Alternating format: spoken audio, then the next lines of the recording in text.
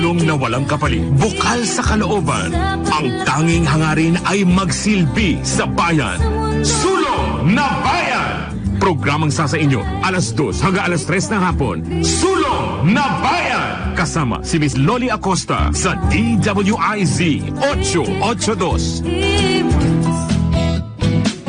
Right, mapagpalang hapon po sa ating mga tagapakinig. Welcome po sa ating programang Sulong na Bayan. At tayo po ay dinig sa iba't ibang panig ng mundo at napapanood na rin po via IZTV. Siyempre gusto natin i-greet po ng ating mga kababayan dyan sa Estados Unidos, sa East Coast, sa West Coast, at gayon na rin sa Gitnang Silangan. Napakalakas po natin sa KSA, Kingdom of Saudi Arabia, at Jeddah, Riyadh, Qatar, Dubai. Hello, Aji. Ang kanyang bagong lineup ng mga healthcare ay pumapailan lang na. So happy ako for you as an OFW, napaka-entrepreneur, napaka-husay magnegosyo. Yan po ang kailangan talaga natin. At malaki ang kanilang iniaambag dito po sa ating bansa. Nagre-remit sila, kaya saludo po tayo sa kanila at sila ang tinagurian nating modern day hero.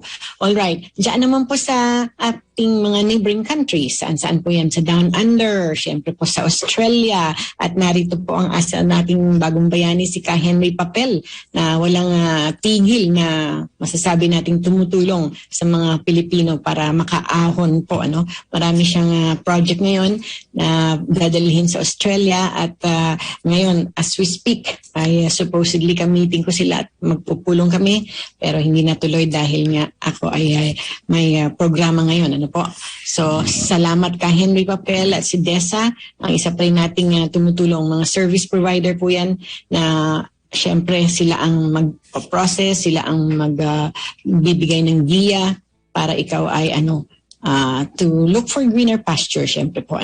So, hello po muli sa kanilang dalawa, Desa and Ka Henry Papel. At siya naman dito sa Indonesia, Thailand. Indonesia, actually, nandun si Miss Susan Barlin. So, ingat ka po dyan. Again, pagsulong ng bayan ang kanyang midhi at adhikain, ika nga, hindi pa rin sila tumitigil. Ito po yung mga migrant na dati na nasa iba't ibang panig ng mundo like Australia and America. Pero nandito po sila para tumulong, para bigyan ng panibagong siguro opportunity ang ating mga kababayan, at maramdaman naman ng ating mga kababayan na maraming pwedeng gawin kung only if matutulungan sila sa kanilang skills, abilities, talents, ma-hone yung craft nila, and then yun po, sakto magkakaroon ng mga skills matching kung tawagan, di po ba?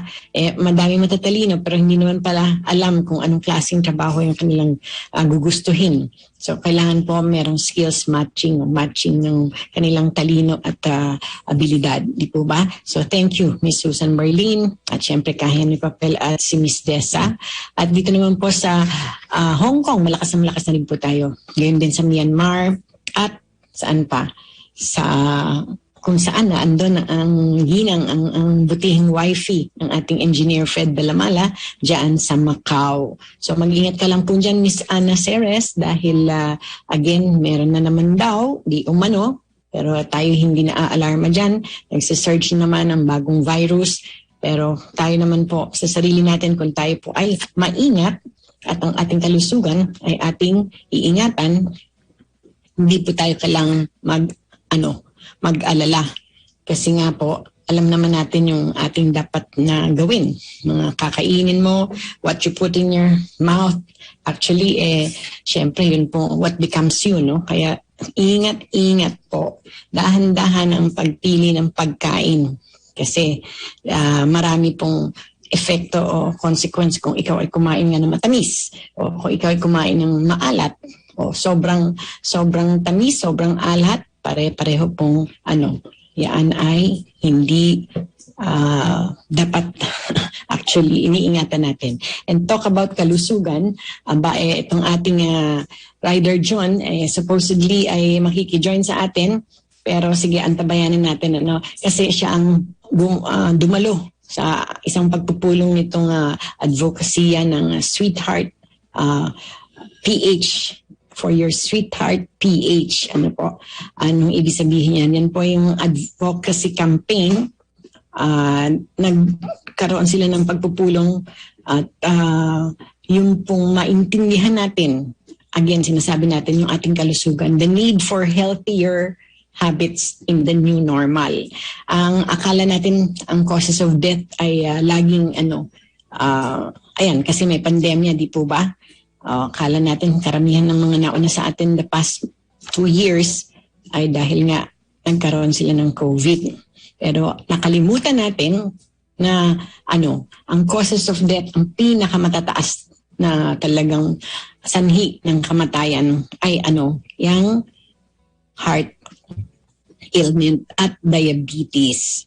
So, ito po, nagpulong-pulong po itong advokasya ng For Your Sweetheart .ph, ang mga eksperto, mga lahat ng espesyalista, doctors and other health industry experts are sounding the alarm over the surges in deaths due to heart disease and diabetes over the past 2 years. So meron pong statistics ng Philippines Statistics Office, ang PSA, that show that ischemic heart disease was the top cause of death in the Philippines in 2020 and in 2001. In fact, the number increased pala. Nako, kakagulat na to, no? It increased from over 95,000 in 2020 to almost 126,000 in 2021. Meanwhile, ito namang diabetes, fatalities from diabetes mellitus marked a 22% increase din to 44,000 in 2021. Last year po yan. So ito mga findings na to, na-highlight yan ng isang araw na pagpupulong sa isang ginawang press conference na kung saan ating Rider John ang siyang dumalo. So, merong tinatawag na quote-unquote confessions of a sweet talker. Parang how your sweet tooth can cause heartaches. Naku, kakaiba, no? Yung media briefing nung ginawa nitong campaign nila, no? Itong Your Sweetheart. Your Sweetheart Philippines. Ito yung nationwide movement among health industry stalwarts initiated by Boehringer Ingelheim Philippines para lang magkaroon ng intensified campaign, information campaign or awareness na matatawag para critical ang link pala ng diabetes and heart disease. So, nandyan mga doktor, yung mga panelists na event, they cited mga lifestyle changes. Kasi siyempre, di ba may pandemya nga po, nag-adapt tayo sa panibagong matatawag natin new normal. At yung mga lifestyle na yan, ang daming restrictions na. Kasi alam natin na hindi nga pwede ang face-to-face, hindi pwede maglalabas. So, itong pandemic lockdown at saka quarantines have seriously impacted, sabi ng isang eksperto, the health of our kababayan, mga kalusugan natin, kasi nga na-limit ang movement and syempre bawal na rin mag-exercise sa labas. Dati-dati may mga Zumba tayo nakikita at even sa mga basketball court, nagtitipon-tipon ang mga seniors na katulad ko at nagsasayaw o kaya sa mga barangay hall, di po ba? Nabawal na yan. So, sabi ng Philippine Heart Association Secretary na si Dr. Rodney Jimenez, and sabi, and I quote, "This was exacerbated by heightened anxiety as well as the availability of streaming services and social media." Ano pong ibig sabihin yan? Medyo pagka kulang ang kaalaman mo, syempre, hindi ka nga makalabas, may mga daramdamin ka o alalahanin ka na mga agam-agam. Sabihin mo, naku, hindi na ako makakalabas, di ko na mapupuntahan yung aking dating pinupuntahan, tsaka yung lifestyle ko, maiiba na. Ang daming hintakutan, di po ba? Mas parang ang effect dun sa isa kong kaibigan hindi na siya makalabas, suffocated na siya sa kanyang bahay at bored na siya. So tumaas ang presyon niya. So isa po yan sa mga pwedeng nangyari, no? Doon sa iba nating mga nauna sa atin. Tumaas ang presyon, hindi na kaya, ang nangyari ay nauna sa atin. Heart ailment pala yun, hindi dahil sa COVID. So meron pong mga, sabi dun sa pagpupulong online, health risk assessment tools. Kasi itong hypertension at ang diabetes, preventable naman po yan. In fact, there are simple online tools that people can use to get an indication of any health risks they may have. Ito yung tinatawag na isa nilang tool, ang pangalan Framingham Assessment Test.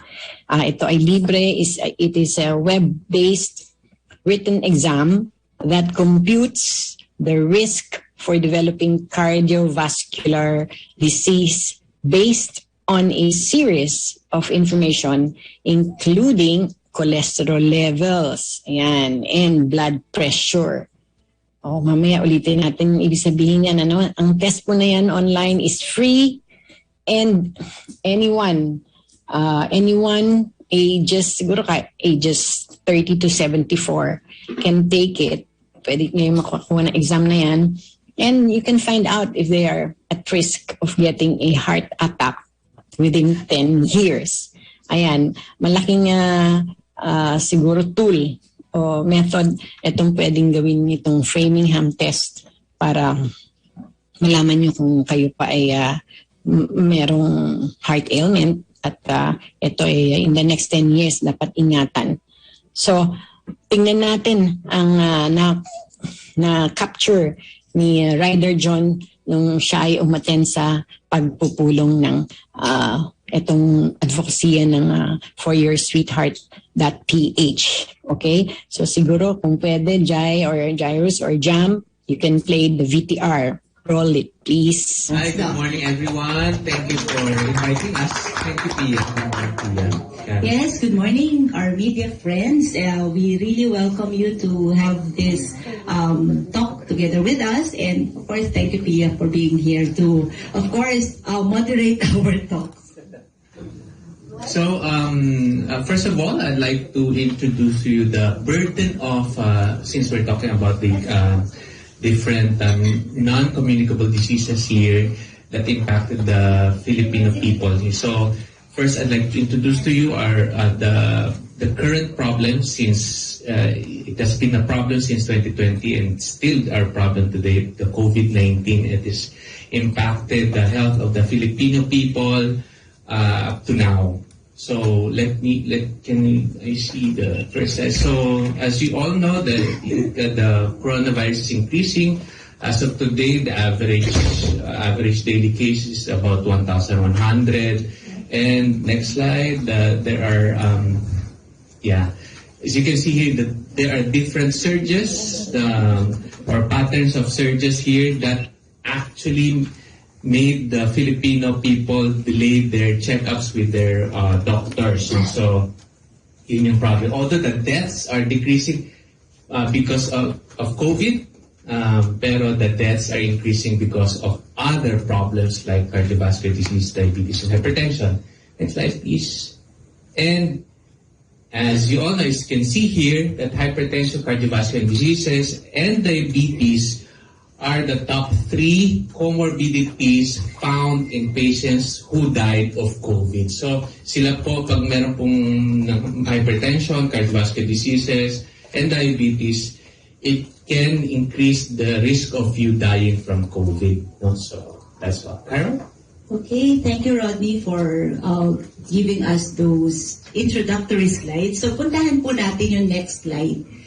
Now, this next slide naman po would tell us ng what happened or what were the diseases. So, Doc Rodis mentioned that there are certain diseases that were somehow not observed or not really taken into consideration, into too much attention because of the COVID. And if you're going to look, sobrang taas po ng diabetes, no? So, you'll be surprised na this is already the stage of diabetes in our country.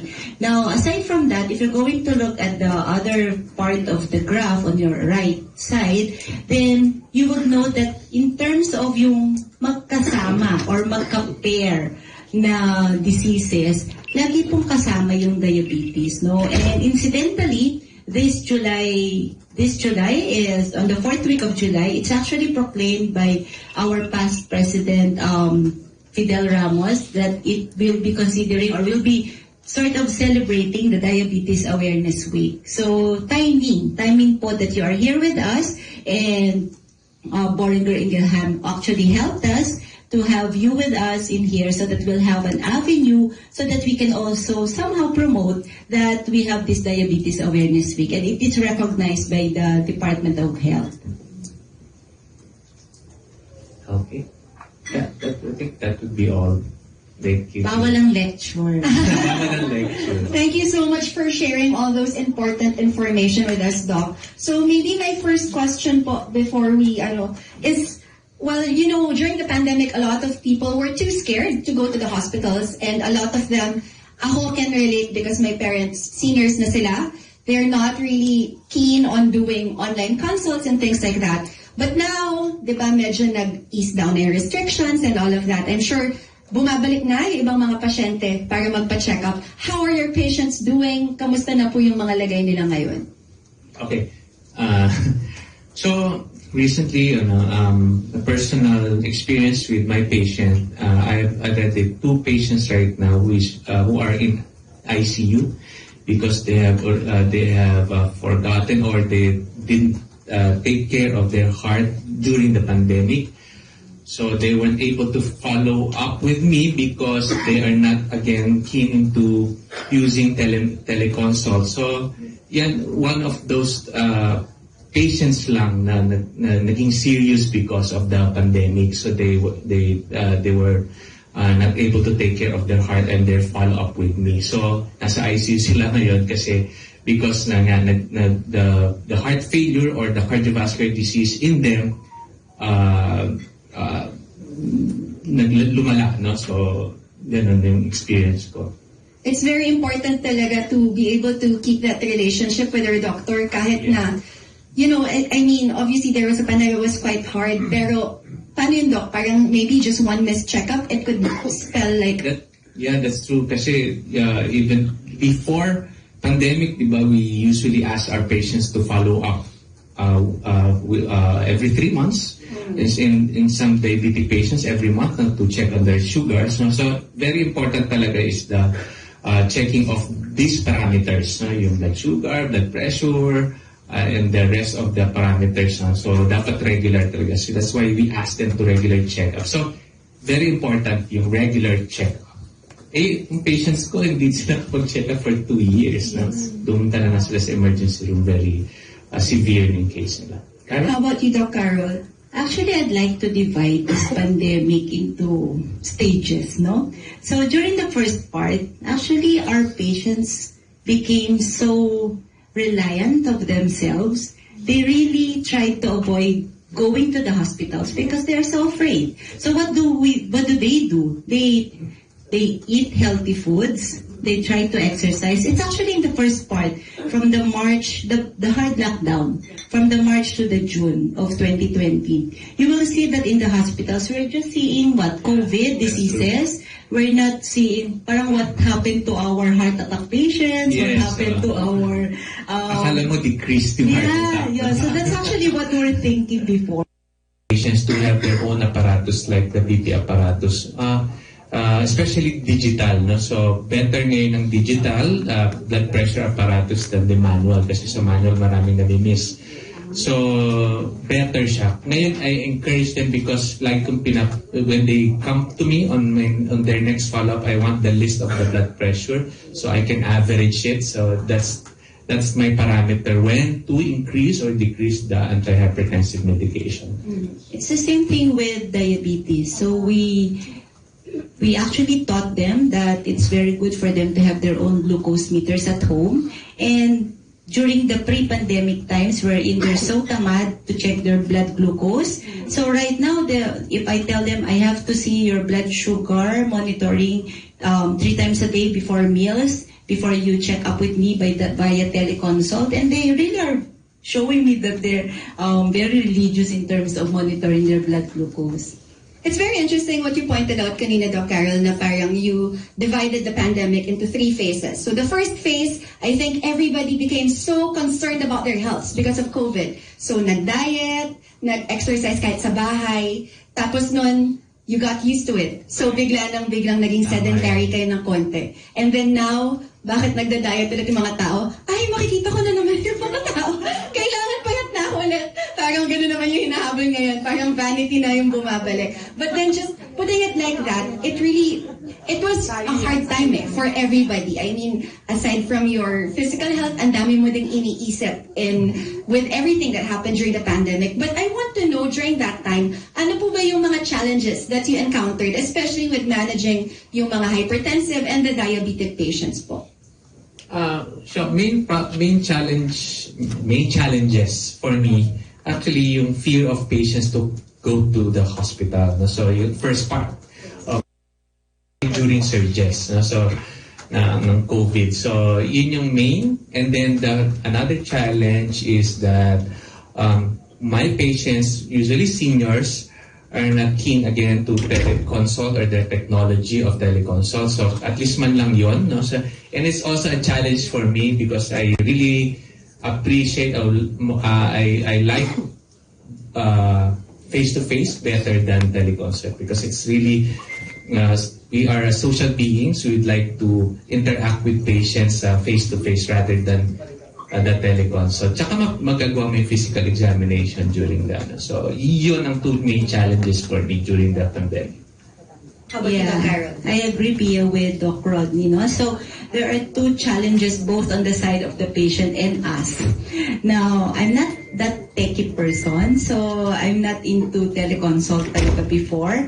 But I had to do it. I had to step up and get engaged with this teleconsult because my patients have no means of contacting me or me seeing them during the pandemic. And it's hard, especially if you have some old patients whom you love so much, whom you take care for so long, and then suddenly, kumusta na kaya yung sugar nito? Kumusta na kaya?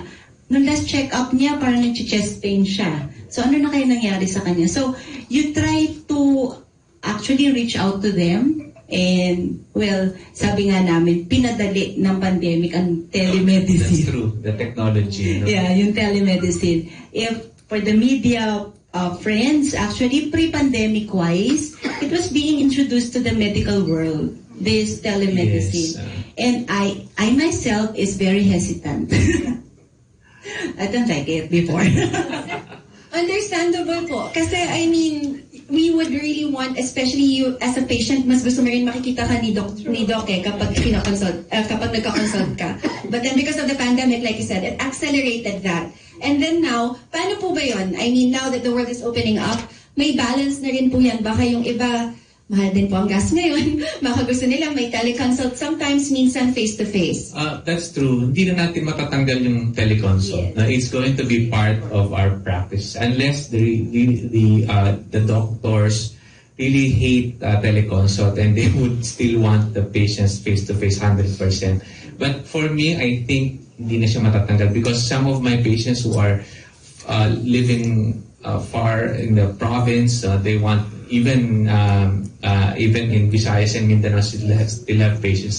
Better for them teleconsult. But I want them to have their gadgets with them like the blood pressure and of course some of the patients meron na kasi tayong iWatch that has ECG, no? So pwede na silang papadala lang nila sa akin. So yun. Yeah, I agree. No? So together with the other organization or societies who are also into the diabetes care, like the ACE, the ISTF, the Diabetes Philippines. No? So we recognize the value of telemedicine kasi it actually promoted regular checkups. No? So minsan na kami po yung guilty kasi hindi kami makapagbigay ng appointment schedule.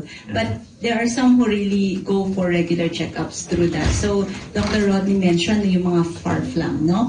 But it's so cute, no, to note that I have more senior or geriatric patients who really would ask their children to bring them to the hospital and clinic because hindi ako kompleto pag hindi ako nahawakan or na PE or na ganyan. So actually, if you're going to look at the patients that we have in the clinic, no, parang yung mas mahilig sa teleconsult, yung mga young. Tapos yung mga old, mga senior natin, they really want to go to their doctors in the clinic, which is good. Ang mga na-mention nyo kanina, Doc, so these are mga existing patients already who already know of their conditions. But as you mentioned also, during the pandemic, ang daming naging sedentary ang lifestyle. And 2 years din yun. I mean, matagal din yun, and that would have a big impact on health. Sino po ba ngayon ang kailangan na rin magpa-check sa palagay ninyo? Kasi baka hindi naman nila alam na kailangan na rin na pala nilang magpa-consult. Actually, all those patients na may risk factors, no? So those patients who have family history, no? Kung mga new patients, like tsaka yung mga patients who are in sedentary na lifestyle while during lockdown, no? So work from home make them very engaging in sedentary lifestyle rather than very active lifestyle. So sila dapat yung mga nagpapatingin. Of course, our regular patients na dapat na ano. So meron tayong parang mga risk factors, list of risk factors that we can show them. And actually may calculators pa nga ng risk factors na for them to calculate para mas mainganyo sila when to really seriously consult their doctors. So ganun yun. How about you, Doc Carol? So like my intro kanina, no? So we have the stages of the pandemic. Now we are seeing the post-pandemic diseases, sort of. So like what Dr. Rodney mentioned, like if you are, because of this pandemic, increased in your weight by more than, let's say, 10% in the past 3 months, better check. Laki. Yeah, no, taas nun. So kaya nga, in-exage ko na siya, no? So, better check. So, ano po yung i-check natin? Try to check your blood pressure, no? So, you might not be aware that you're already having an elevation. Dok, ano nga yung mataas? Ano na nga ba ang level ng BP natin? Ano pa rin, dapat more than 140/90. The normal is, again, 120/80. Yan yung normal. But if you're hypertensive, the control should be less than 140/90 pa rin. So, yun po. Kasi we all have our BP apparatus at home. Second po, if you have a family history, sabi ko, ang inuna ko kasi is the weight gain. Yung second po, if you have a family history of diabetes, most probably at this time, para po yung pulse oximeter ng COVID, lahat yan ngayon may glucose meters. So better check your blood sugar. And we are seeing it in the clinic na pamilyahan pumupunta sa clinic, and it's precisely because they just checked it randomly, yung sugar nila. And they were surprised, ay, ang taas na. No? Yeah. Ano pa yun? We always forget also, kasi lagi tayong diabetes, no? Hypertension, and nakalimutan natin yung problem with cholesterol. No? Kasi parang lagi, hypertensive. And I'd like to emphasize also that overweight can make you diabetic and can make you hypertensive. So, yung paglulose ng weight can actually improve your blood pressure and your blood sugar, no? Pero not necessarily improve your cholesterol kasi talagang usually genetic siya. So dapat always check your cholesterol also, not only your blood sugar and also your blood pressure. Kasi naisip ko, pag uwi din ng parents ko, papacheck na rin ako ng glucose ko kasi may dad's a diabetic. But I want to know, of course, during the pandemic, yung sa COVID-19, has it in any way affected access to insulin and other diabetes medications? Alright. Ayaw mo na tayo magpupos, napaka-interesting nung sinabi nilang puntos doon, yung cholesterol, pagtaas ng level. But we have to pause for a quick station break. Si Miss Loli Acosta, Sulong na Bayan sa DWIZ 882. Yes, during the first part of the pandemic, it was our problem, especially for those patients who are on insulin. So yun ang number one namin naging problem. And I think all the societies involved in diabetes stepped up. So what did we do? We tried to get hold of pharmaceutical companies who are into insulin, and we tried to ask their help in terms of delivery of insulin in certain areas na wala pa talaga yung delivery or na out of supply. Then we had some meetings with the Mercury Drug and Watson if they can provide the delivery system or service for this. So nag-step up din po. So medyo na-answer yan during after the hard lockdown.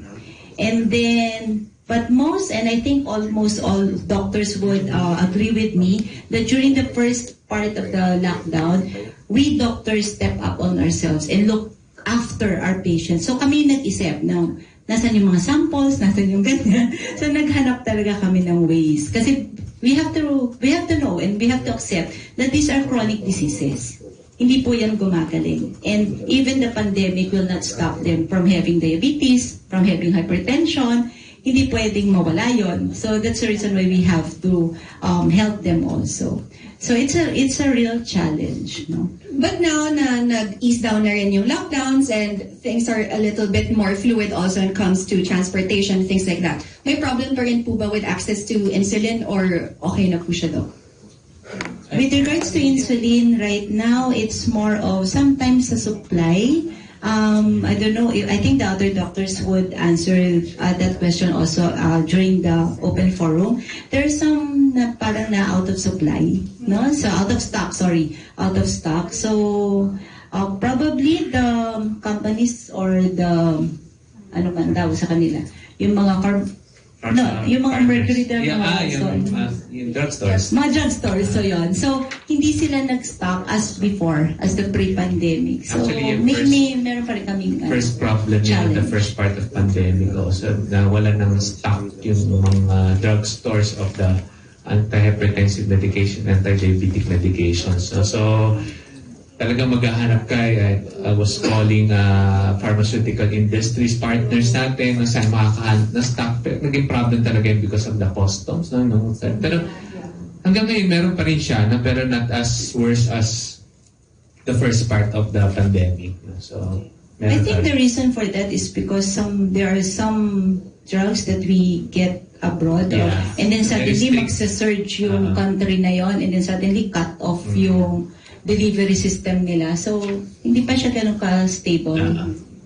But they always say, of course, that prevention is better than cure. So, before I let you go, Doc, later po, the media will be having their chance to ask questions from our panelists. But to wrap up this conversation, final words po for them, mga reminders, I guess, especially for those who are looking out for their health in a post-pandemic kind of world. Okay, let's start with the prevention. No? So, the Philippine Heart Association has this advocacy, the 50-100, no? Yung 5 servings of fruits and fresh vegetables per day. 1 hour of exercise every day. If you cannot do it, at least 1 minute every hour of moving, no? Kahit anong galaw lang gawin niyo lang, no? So, and then the zero smoking, no? And then zero sugary beverages. Nakalimutan ko, 50-100, yung 2 hours of screen time lang dapat. Pero ngayon kasi nag-work tayo sa bahay, so hindi natin ma-avoid yun, no? So, yun lang natin. Kasi pag 2 hours, dapat hindi na tayo nanonood ng Netflix. At si Dr. Agnes, 2 hours lang yung kanyang Netflix. Discipline siya. And paano yung mga media natin nag-aabang ng deadline? That's true. So dapat doon yung mga nasa work from home or nasa TV lang, nasa screen lang siya. Every hour, galaw naman kayo, no? So kasi sitting is the new smoking, no? So siya. So siya yung bago siya. Pareho siya ng smoking, yung sitting. Kaya nga yung ibang offices, di ba, nakatayo sila pag may standing desk. Yeah. Nice information. 50-100, 5 servings of fruits and vegetables. 2 hours screen time. 1 hour exercise a day. Pwede daw 1 minute per hour. Doon tayo sa 1 minute per hour. Doon ako nag-lean, no? Tapos ito, zero smoking, zero sugary food. Yung 2 pa pala, isa pa is 2 grams of salt lang. 2 grams of salt lang per day.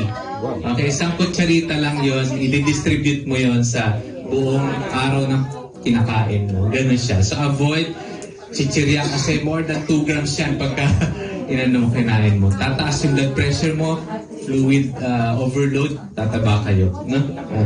Ang daming mga nag-react. But these are the things we need to do to take care of our heart. Kayo naman, Doc Carol. Okay, so simple lang po sa diabetes. Sabi po ng aming founder ng endocrinology, si Dr. Augusto B. Litonwa, who actually is the president also of the Diabetes Center Philippines. So sabi niya, 3 K ang dahilan kung bakit nagkakaroon ng diabetes. Katakawan, katabaan, at katamaran. Okay? So ganun din po yung sinabi ni Dr. Rodney. So if you're going to beat that 3 Ks, mapiprevent po natin yung mga chronic diseases like hypertension and diabetes. So, sinegway ni Doc Rodney, actually ako, when I hold clinic in the afternoon, lahat ng clinic ko nakatayo. So, I have yung adjustable desk. So, pag nangangalay na ako, ibababa ko lang siya, and then but most of my afternoon clinics is nakatayo. The reason for that, pag nangangalay ka kasi, pag nakatayo, lalakad ka. Pag nangangalay ka, pag nakaupo, mag-stretch ka lang. Tapos balik ka na rin. So wala ka gaanong calorie loss, no? So we have to find ways, no, to adjust to this. We're here. Telemedicine is here to stay. Work from home is here to stay, I think, and I hope, para less ang traffic. And so we have to find ways, no, to make ourselves prevent the 3 Ks. And then to emphasize also that exercise and movement can actually prolong your life even if you don't have a cardiovascular disease or diabetes or hypertension. Exercise pa lang ipo-prolong niya na yung buhay mo. Thank you so much for that, Doc. Thank you, Doc Rodney. Thank you, Doc Carol. Later on, we'll be hearing more from them. Entering this phase now, things are opening up and medyo we're finding, I guess, that balance between living with COVID-19 and going on with our daily lives. So, ano po ba yung mga lessons from the pandemic that we can apply, especially when it comes to managing diabetes and heart disease? Maybe I could start with our panelists who weren't able to speak yet. Start tayo. Hello. Yes, I'm Dr. Judy Valderes de Guzman. What are the lessons learned during the pandemic? First, of course, siguro yung kailangan nating malaman at makontrol ang ating blood sugar, blood pressure, because we know that these diseases are the comorbidities that can aggravate COVID-19. And once you get these diseases, talagang mas seryoso at pwedeng it can lead to more morbidity and mortality in our patients. And then, what else did we learn with the pandemic? Of course, yung strict diet, exercise that can decrease the risk of developing these chronic diseases. Thank you, Pia. Introduce ko lang na I'm also a nephrologist. So, sinabi ko kanina, can I talk about the kidneys? Kahit na ang session is on diabetes and heart disease. Because during the pandemic, it was a real challenge for patients to go to the dialysis center. So, marami kaming pasyenteng namatay kasi di ba nag-hard lockdown, transportation became a problem. Tapos ang daming nagka-COVID na dialysis patients and there were not many dialysis centers that accommodated COVID-positive patients. So, may mga pasyenteng namatay not because of the COVID, but because they were not able to go to the dialysis centers kasi naging limited yung mga centers that will handle COVID patients. So, kanina pinag-uusapan diabetes, hypertension. I want to inform the media that the number 1 cause of kidney disease in the country and elsewhere is diabetes. So, kanina tinanong din, how do we prevent diseases like this? So if you want to prevent kidney disease, since diabetes is the leading cause of dialysis and kidney transplantation, these are the patients who have chronic kidney disease, then we need to prevent diabetes. And if you also want to prevent hypertension, kasi it's the second leading cause of dialysis and transplantation in the country. So dapat ma-prevent din sana yung hypertension. But of course, that is primordial, paano kung may genetic tendency ka talaga, may family history ka ng diabetes and hypertension. Then you have to control your diabetes, you have to control your blood pressure, sumunod sa tagubilin ng mga doktor. May mga target goals po na nakaset for the control of the sugar and control of the blood pressure. So we should not stop taking our medicines just because minsan may mga pasyente kasi mahal ang gamot, diba? Mamimili lang. Mas matagal na akong diabetic, pan-diabetes lang muna ang iinumin ko. Yung hypertension, kinalimutan. Or vice versa. Mas natatakot ako sa hypertension, ayaw ko ma-stroke. Mahal yung gamot for diabetes, pipiliin lang. O yung ibang patients, nagda-drug holiday. O pag linggo, hindi ako iinom ng gamot. O kaya, pag tumatawa kayo dyan, totoo yun. May mga pasyente, kung twice a day ang gamot niya, laging once a day. So, kung ayaw nating mag-dialysis, then you have to get to target for your diabetes and for your hypertension as well. Kasi po, kulang na po yung mga dialysis centers, napakadaming pasyenteng may kidney disease. And nagiging very challenging sa aming mga nephrologists where to bring them pag nagpa-pandemic na. Ang daming requirements bago mo ma-transfer ang isang pasyente sa isang dialysis center kasi kailangan may RT-PCR. Kailangan naka-PPE yung lahat ng staff at medyo naka-isolate si pasyente. Nagiging mahal ang dialysis pag nagkaroon ng COVID yung pasyente. So we as media partners, we want you to help us educate the public on the increasing incidence of kidney disease in the country. As a board member of the Philippine Society of Nephrology, advocacy po namin yung preventive nephrology. So, tinanong nyo kanina paano i-screen yung diabetes. I think nakwento na ni Dr. Carol and ni Dr. Rodney. Sa kidney po, simple urinalysis lang ang una namin nire-request. No? Ang dami po nating makukuhang information sa isang urinalysis test lang para masabi ng isang kidney doctor or ng isang general doctor, no, kung may problema ka ba sa kidney or wala. And then, nire-refer po sa mga nephrologists pag may nakita silang problem. Thank you so much, Doc Agnes. Anything po to add, Ms. Karen? Okay, so let me introduce myself. I'm Karen Villanueva, and I'm the president of the Philippine Alliance of Patient Organizations. So we're like the umbrella organization of about 48 disease-specific groups. So I'm happy na may mga active disease specific groups, like of course led by Leiden. We also have dialysis PH, yes, and KITAP, which is the Kidney Transplant Association of the Philippines, and we have small parish-based diabetes groups, and our advocacy is really three. It's about patient rights, patient participation in policy making, and universal health care. And I'd like to thank Boringer for including the patient perspective. Kasi as you see, ako lang yung non-doctor, of course, and non-medical professional, unlike Leiden. But I'm happy to see that there's such an advocacy because in PAPO, we also advocate for self-care. In other words, patients must not only be passive recipients of care, but also active participants, right? And with the proper education, and then regularly seeing your doctor and complying with your medications and lifestyle modification, which I know is so hard. Diba? We need to also take charge of our health. So I'll stop here because I see my friends in media, they want to ask questions na. Hello, good morning. I'm Angela Cruz. I'm from Business Mirror. I'd like to ask about, since we were discussing fads kanina, what is your take, siguro si Dr. Jimenez and Dr. Montano, on intermittent fasting?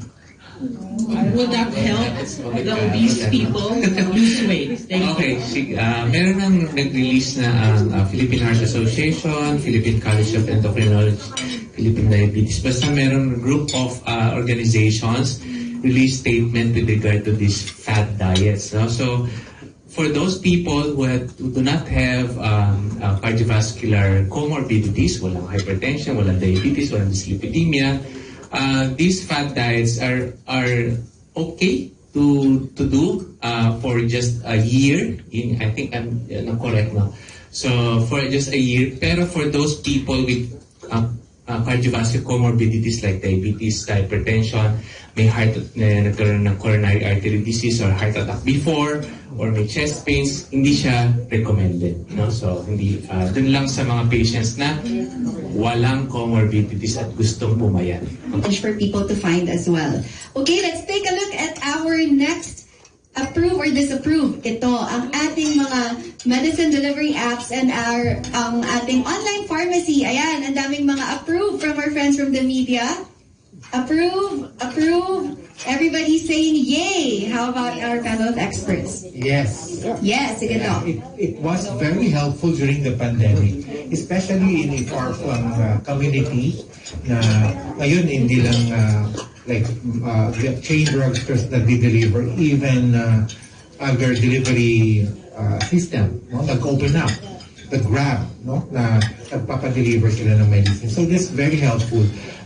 The question kanina about the availability of insulin, because insulin is vital for type 1 people. When they don't have insulin, they will die a couple of days. So very vital yung insulin na yan. So during this pandemic, importante yung ganyan because they are not allowed to go out and buy medicines. If ever they have all prescriptions, their prescriptions cannot be honored because na-consume na. Also, yung mga ganyan, so online pharmacy is very helpful because from our clinic we can send the prescription directly to the pharmacy.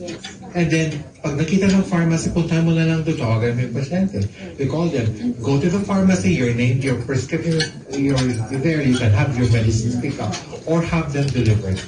And that's also good because the patient is now forced to go back to the doctor kasi yun dati, meron pa ako dito lumareseta, yun na lang ulit. So now you get a new consult and then mas maganda rin yung malalaman mong updates on your health. Miss Leyden. That's a proof for me. Actually, maganda yan dahil kahit online, meron tayong online consultation and then yung prescription, online na rin, isi-send na lang. And then, of course, we have online pharmacy and mali-deliver agad on time. So, there's no delay. Wala nang rason na kaya hindi ko po nainom yung gamot kasi hindi ako nakakapunta sa pharmacy. It's not any more a reason. So, hindi dapat na puputol yung kanilang prescription and taking of medication. So that's good. Accessibility, yan ang natulungan talaga ng mga butika on wheels and the online pharmacies. Let's take a look at the next option naman. Ito naman isa pang trend na hindi na yata siya trend. It's still ongoing. Mga food delivery apps. Yay or nay? Ang bilis. Yay! Yes! Sabi nila, kahit na yung press con, meron kaming na bubok na Grab. Pagdating na, pagtapos ng press con, sakto, nandiyan na yung food. Doc, Ms. Leyden, kayo, yay or approve or disapprove? Approve, but okay siya, may food delivery. Kaya lang yung food choices. Okay.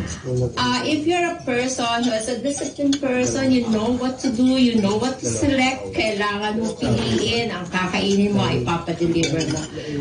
Meron na ngayong mga nutritionist, dietitian who are preparing food already or a menu, and then they can order already, especially for those who are really fond of eating a lot of vegetables. They can have a safe food delivery, and marami na tayo nag-deliver ng food. So again, food choices is better, and the timing also, and the quality and the quantity of food that you're going to eat.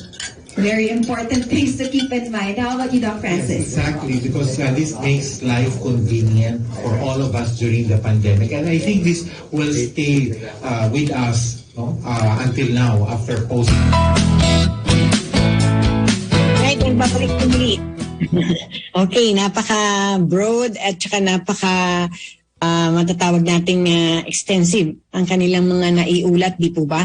Malinaw na sinasabi ng ating Philippine Heart Association President at ang ganyan ng iba pang expert at mga doktor na tayo ay dapat talagang tumutok sa ating kalusugan.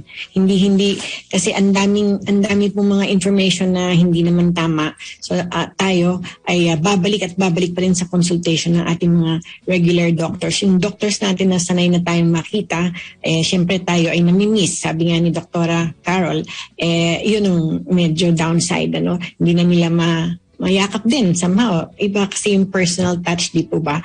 Pag ikaw ay pupunta sa doktor, mas gusto mo yung kausap mo siya at madali mo siyang makita yung yung body language ng doktor. Doon pa lang gagaling ka na pag nakita mo siya ng personal. But again, the online meds are here to stay. Yun naman ang sabi ni Dr. Rodney, Kasi it will be a part of the lifestyle. And talk about lifestyle, syempre, iingatan po talaga natin. What to eat, what to drink. Alam natin na minention kanina, wag masyadong maalat at wag masyadong matamis. Ako, I always say in everything, pagka ikaw in any extreme, any extreme that you do is hazardous to one's health.